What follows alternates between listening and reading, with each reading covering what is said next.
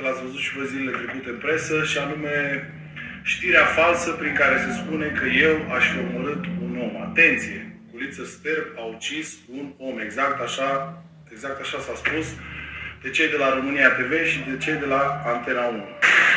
Ana Ciucă, doamnelor, domnilor, corespondentul special România TV a aflat informații despre Culiță Sterp. Acesta a ucis un om. Cântărețul are deja trecut în cazier moartea unui om. Și foarte, foarte mulți dintre voi, părere de rău, dar ați urmat oarecum efectul de turmă și ați pus botul la vrăjeala asta lor.